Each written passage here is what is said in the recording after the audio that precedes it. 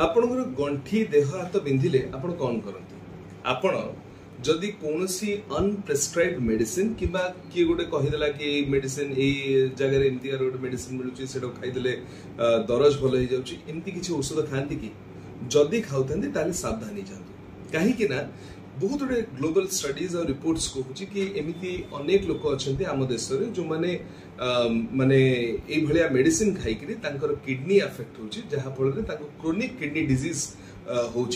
परवर्ती समय chronic kidney disease dialysis करने को पड़ुଛି आ बहुत जन मृत्यु ये जदि आप